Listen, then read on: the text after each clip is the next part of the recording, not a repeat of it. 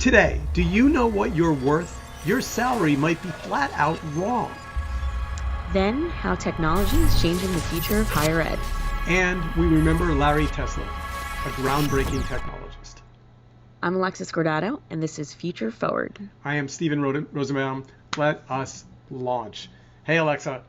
Hey, Steve. Happy Sunday. Happy Sunday. And you are, as always, somewhere fabulous. Where are you now? I'm in Toledo, Spain. Not Toledo, Ohio. No, not Toledo, Ohio. All right. Well, we've got a big kind of frothy show, and and Glenn will be with us for chapter 3 to talk about this remarkable story. But let's start with this issue of salary and worth, because you brought it up, and to be honest, I hadn't seen this Twitter stream, but it's quite a read. I follow way too many developers and people in the Bay Area, so I think it just bubbled up whether I wanted to see it or not. So there was a hashtag know your worth that sort of bubbled up.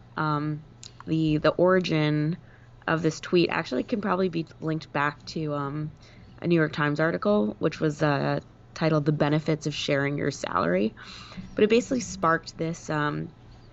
I don't know if you can even call it an initiative, but basically tech workers in the Bay Area were calling out pay inequality, and just the fact that underrepresented groups like women and minorities are often not compensated fairly in comparison to their male colleagues. And so the general notion of sharing your salary, I think the original intention was to basically give people sort of just exposure to what people are actually making. Anyway, it started some very interesting conversations. So I've been on both sides of this equation, and I have to say I find it deeply confusing, because oftentimes you have two people on the same team doing equal work.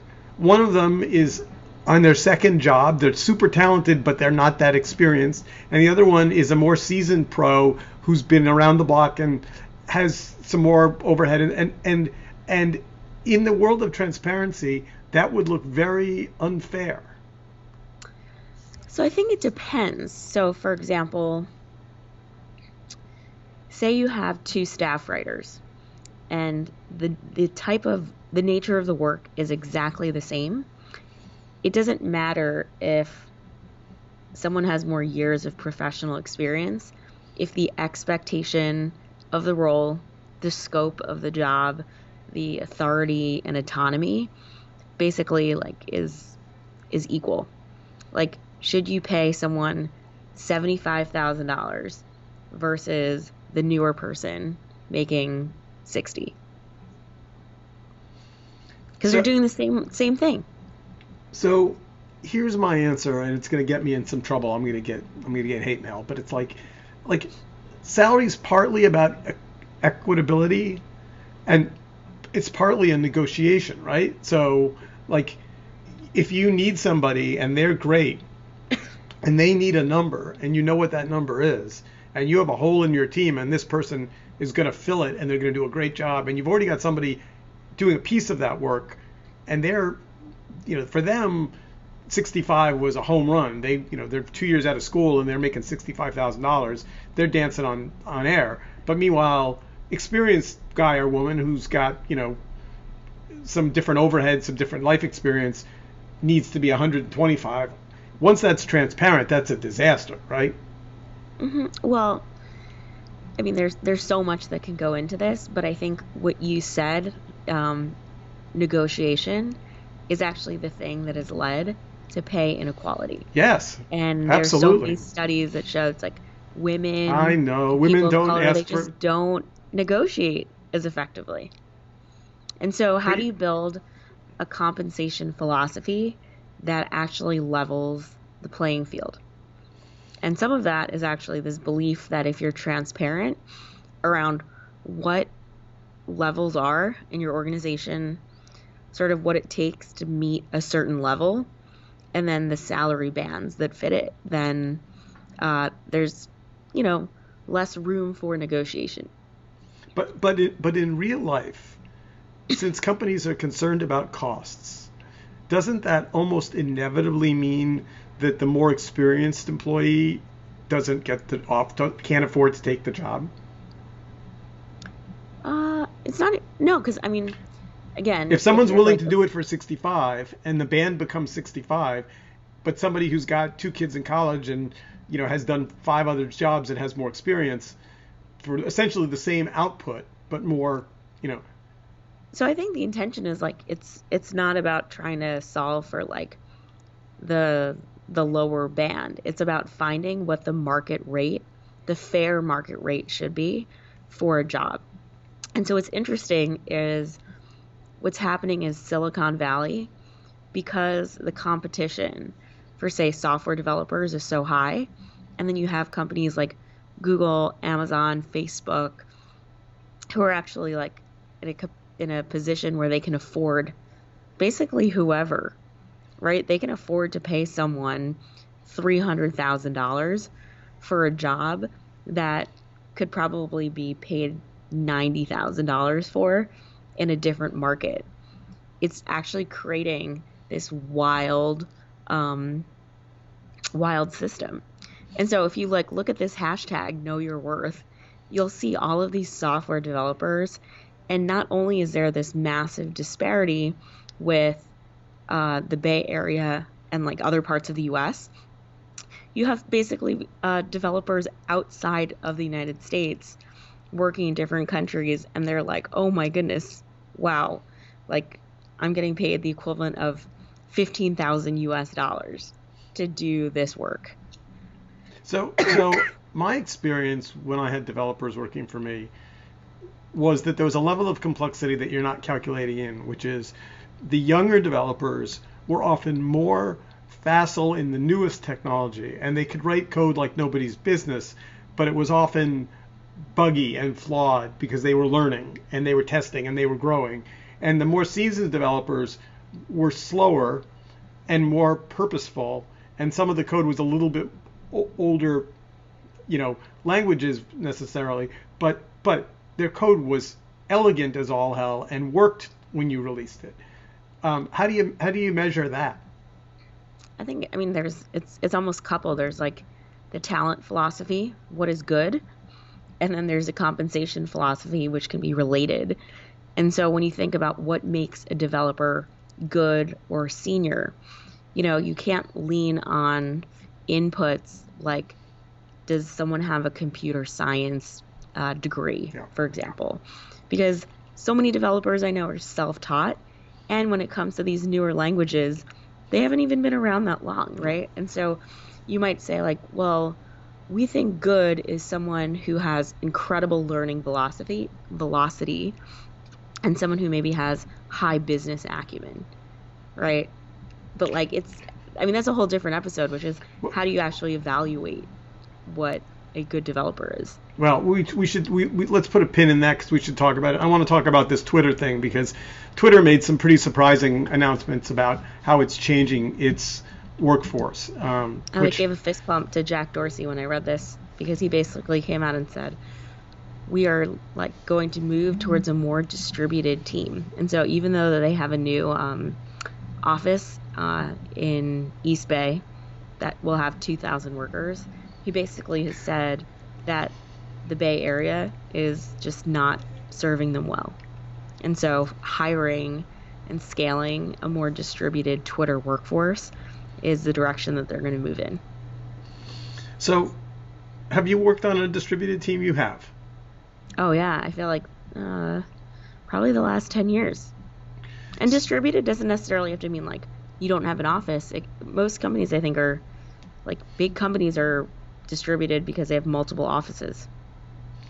So, I've done both, and let me say how I feel like when I'm not around my peers, but sitting at home or in a Starbucks on a computer, I feel enormous pressure to be wildly productive. Like some version of guilt. Like because people can't see me being productive, so I have to show them my worth in outputs. So that just like speaks to the type of worker you are, which is like a good one. I think a lot of people Yay. dispel remote work because they're like, oh, so and so is just going to slack off, right? Out of sight, out of mind. You're actually making a great case for the opposite, which is that a lot of successful remote workers are highly motivated and like actually work harder at communicating. But isn't, I mean, isn't the answer, not answer, but didn't Jack essentially suggest that there are ways to measure people's inputs other than their physicality? Like you can measure their Hmm. inputs, which, Totally. I mean, it's that the irony is like um Bloomberg, he gave a graduation speech at my alma mater, Barnard, and he basically said, like, my best advice for you in the workplace is him telling like 550 women, like 20, 21-year-old women, that they should be the first ones in and the last ones out. And I'm not saying that that doesn't necessarily work, but it's so tied for me to this like almost factory worker mindset yeah, of it's, like punching in and punching out. and yet I will tell you that, increasingly I find more and more people in big companies and little companies that I interact with every day feel comfortable sending me updates at 8 o'clock at night or Saturday at 3 in the afternoon, and like Hmm. all of those things about the lines between work and not work time. Yeah, we have like flex work, right? I think at the end of the day, people want choice. They want to be able to sort of work to live, not live to work, and how to sort of have, I don't know, more agency around that. All right, so this actually turned out to be a fabulous transition into how education is changing, and this is a space that maybe better than any other person I know. I mean, you've literally, well, no, because you've lived through all of these iterations of education and technology, and you've been on the front lines. But the headline that caught my eye was how technology is changing the future of higher ed, and I mean, this is a New York Times article. Um, did they get any, before we get into the specifics of how they kind of predicted the future, when you read it, did you think they got anything wrong? Were you like, wait, they're missing it? So I think it's tough when you think of learning as sort of one size fits all. And this is like I guess, a personal opinion of mine, which is just um, adaptive learning and learning styles. It probably presents like the greatest opportunity for I think tech and education, meaning like some people are visual learners, some people are social learners, some people um, learn better in different environments. And so it's not necessarily like wrong. It's more just like can can this one can these applications basically be applied to the masses? I don't know. So I've tried to do two online courses, and to be fair, they were both in subject areas that I didn't have a lot of. One was a piece of software that I don't know how to write code in, and so I thought maybe I'd learn it, but I probably didn't have enough underlying knowledge to be successful at it. But I found it demanding and punishing in a way that I wasn't expecting. You had to deliver. You had to watch this thing by this time of this week, or it vanished, and you had to write this. You had to participate. It was like it was very rigorous, but not in an athletic way. Not like I'm sweating because I'm working hard. More like just a lot of rules. Right. So I Yeah, and thought that was bad. it's bad, and again, it's like it isn't part of learning, sort of getting the learner to feel motivated and good about what they're learning, right? So that they feel like they want to consume more content and retain more knowledge. So, I mean, there you go. There was nothing in that exercise that was actually getting that feedback from you in real time. Yeah, and you know, if part of the point of remote learning, remote work, all these kind of personal, like I'd like to think that if one week I'm really committed, I've got to travel or I've got a thing I have to do, and I'm just not going to get to the schoolwork, but the next week I'm going to have plenty of time. Like there should be like it felt to me, and again I only did I think I don't even remember now the name of the platform, but it felt to me like that warehouse, office worker punch a clock system, not flexible for my learning style at all.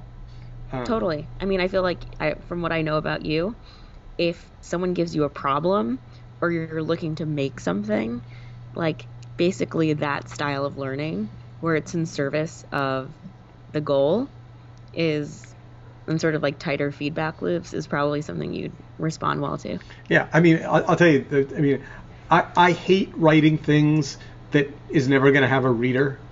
I mean, I write a blog post every week. I haven't missed it in, I think, 4 years. I have a time Wow. in my schedule when I never miss it. Even if I'm traveling, I always write it. But if someone told me that there was a punishment for missing a week, I would be done that day. Like I don't want to be. Wow. I don't want to have I'm not a carrot and stick learner. Um, Hmm. and and I write about. Here's a secret for listeners. I write about things that I want to learn, where I think I Right. can add value. So, for example, this week's blog post that I wrote is about the complexity of the battle between Amazon and Walmart. Wow. And it was so much fun to learn about it and process it. And, I mean, there's obvious kind of like back of the envelope, like Amazon has more financial, oars in the water. It's going to win in the long run. But I don't know. A, I don't know if I agree with that. And B, part of what I raised in the post was the remarkable danger ahead for American workers if the largest employer in the country continues to get nibbled into, if at the end of the day you really don't have to go to a Walmart, those people are going to be unemployed and unemployable. Right. Anyway, but it was fun. But I hope that when you read my writing, you hear in it I'm quizzical, I'm thoughtful, I learn, I say, hey, this is what I found here. And when I don't know something, I say I don't know the answer to that. Right. So Um, don't so did you find that the examples like the simulations in the article, like do you feel like that would work? well, you're asking me, but you know the answer. Oh, well, our listeners don't necessarily know the answer. I know, but they know you're smarter than I am, so just tell them. No, it didn't. I mean, they seem to be simplified and not dynamic enough. No, I didn't. I think again, it's one of many approaches, but it's not necessarily like a blunt. It shouldn't be thought of as like a blunt instrument where all of a sudden people are like learning outcomes will move and like the cost of education will be better. Like for me, like I don't know, I'm just thinking about like studying for the SATs. Of course, like having a simulation where it's like your flashcards and maybe even like mnemonic devices and visuals to go with the vocabulary. Like that's so additive, but putting the time in and understanding the context of the content, like I don't know, All right, we there are a lot of things. what one more story in the online education world. Oh, this Um, is like I'm rolling my eyes. This is a very sore subject for me. so this is Lambda School's misleading promise, and it Did was you know an anything about this before not a you wor- wrote I this? mean, I know the startup accelerator world, and I know the boot camp world certainly reasonably well. I know a lot of people that work in it and have learned it from it, but I did not know this particular school. Um, and I assume from the grunting sounds that you made that you did. Yeah, so I think, what's interesting is because they have a very charismatic co-founder. They've had a lot of buzz and hype, and yeah, I think my eye roll or the grudge that I have is that I do think that it is schools like this that just kind of ruin it for the really good ones. You know, and when I say really good ones, I just mean like there's it's mentioned in the article, but there's a Council on Integrity in Results Reporting, the CIRR, and basically says that hey, like if you have a coding boot camp, can we actually hold you accountable and make you operate in a way that's transparent so that you can inform people what your students actually do after they graduate? Do they get hired? Do they complete the curriculum? What are they earning? Right? If these are trade schools, effectively, digital trade schools, then how do you test the efficacy of the school? And No. again, these are not traditional schools, and so there has to be some type of regulation.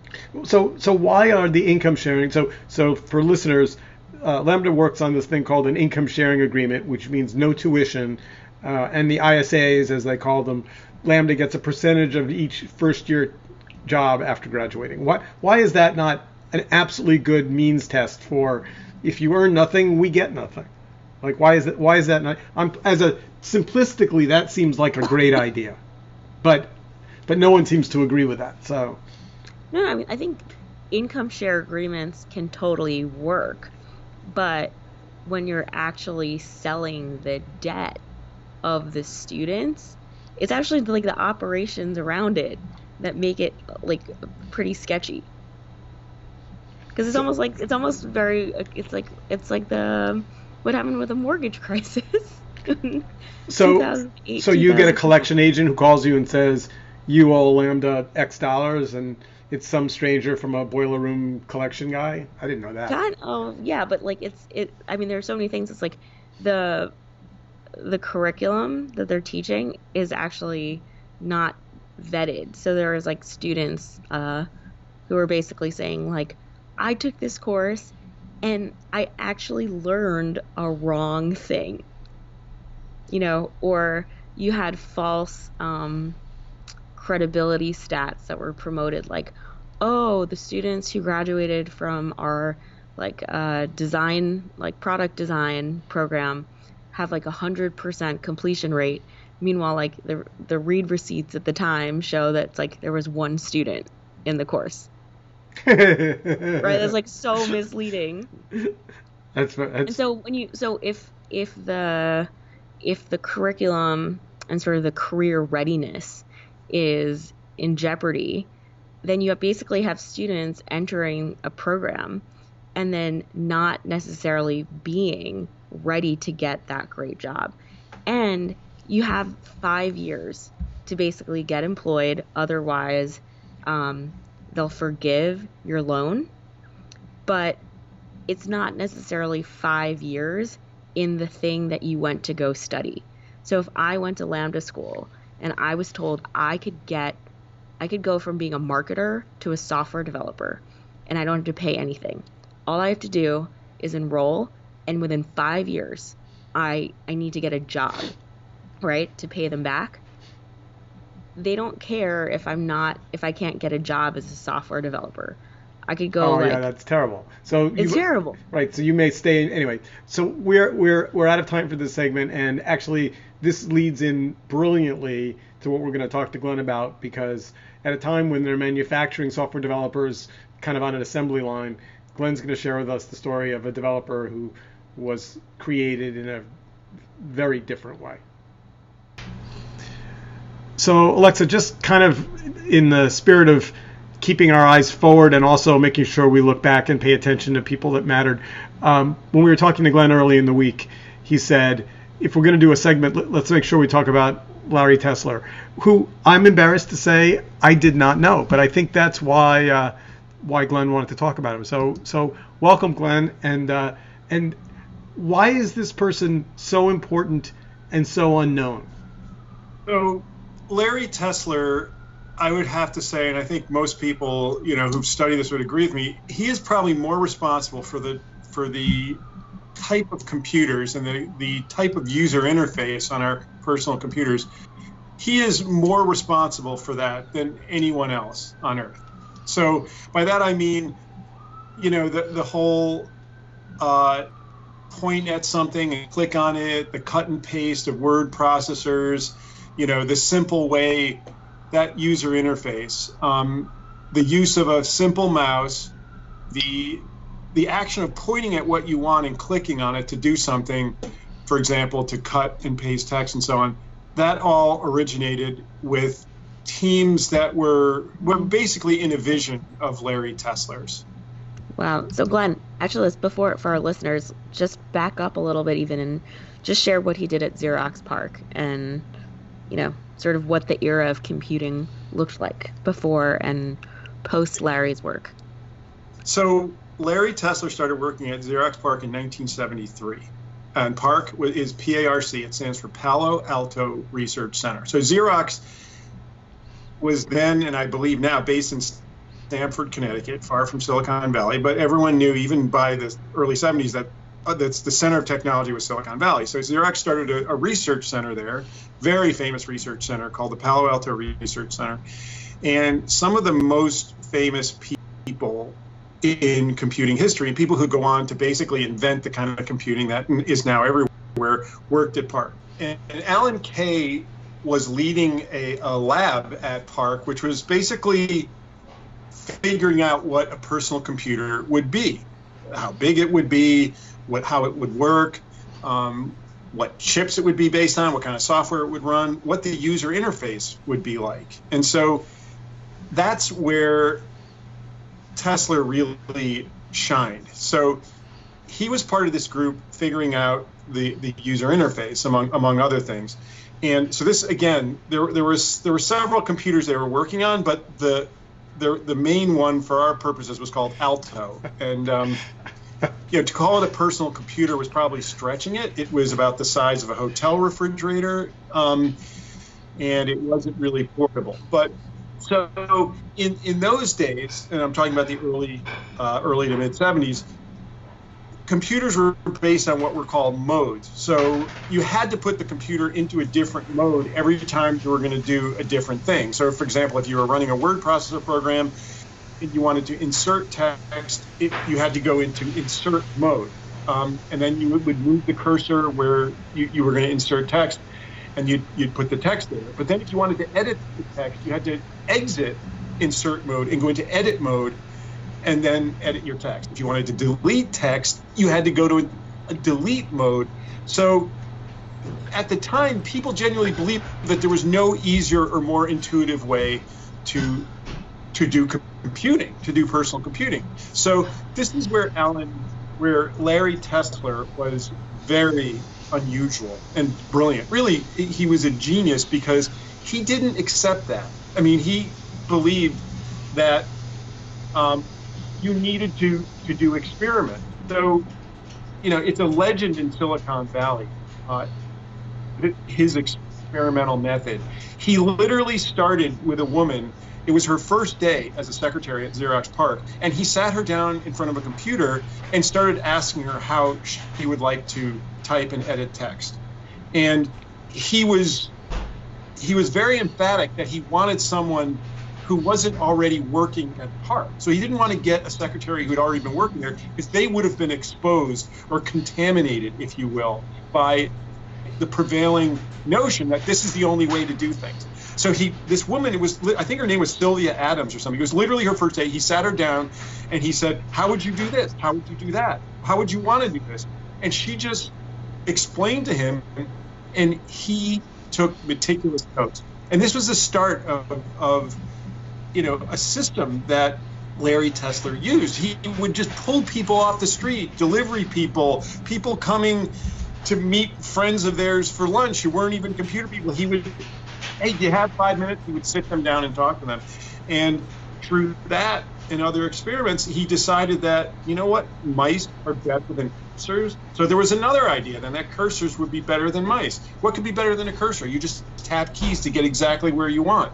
A mouse in those days, especially those mice, which had a bunch of buttons, and why would you want that? Well, it turns out if people like the mouse, even a complicated mouse, and then he subsequently, Larry Tesler, had ideas to simplify the mouse. So all of this really sprang from Tesler at Xerox PARC. And then he ended up at Apple. Not just him, he worked with other people. But it's unclear to me how he ended up at, that seems mysterious and interesting. That's so.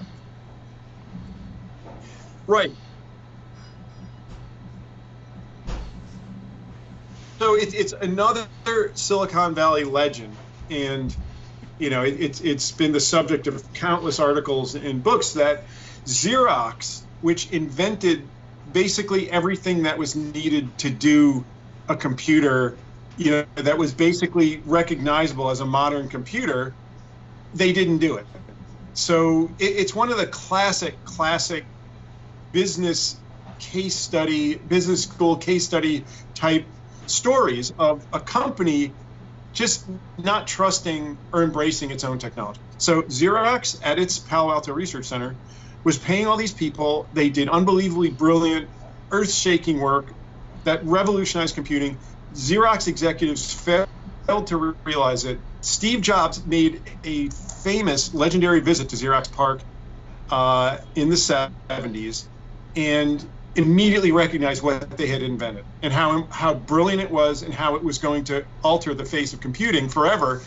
And I don't exactly know how it happened, but that technology wound up in an Apple computer called Lisa, which was, it wasn't a successful commercially. It wasn't a successful computer for Apple, but it was the seminal computer that led to the Macintosh, which we all know changed computing forever. So those ideas of, a simple mouse, pointing and clicking, icons. So you have icons on your desktop for a folder or a document. All that came through Larry Tesler and his group at Xerox. They embodied that in a series of computers, starting with the Alto. Steve Jobs saw it at Xerox PARC, knew what it was, and it became the basis for the Lisa computer and then the Macintosh. And then, let's face it, Windows was very much influenced by the Macintosh user interface. So you mentioned that one of your colleagues, Tekla, basically had a phrase for Larry. Had a phrase for Larry that I thought was really worth sharing. That he was magically everywhere.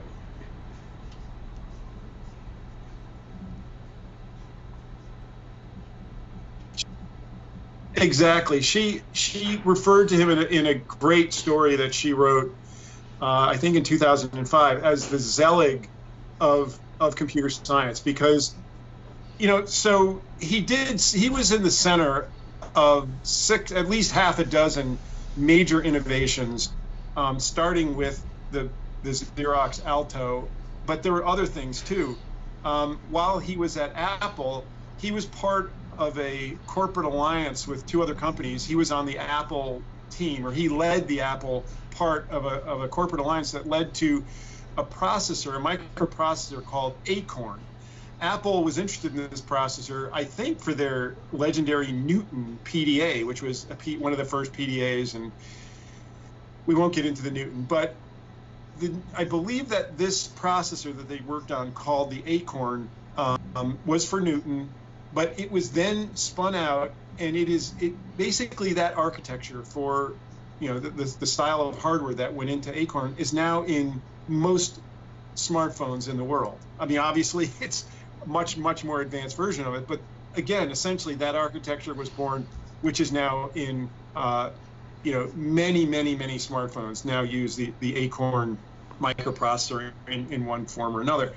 He also went to work at Amazon at some point. He worked at Amazon and had a big role in the development of the Amazon interface. So when you actually go to Amazon and you're in their storefront, his user interface genius was part of that storefront at Amazon.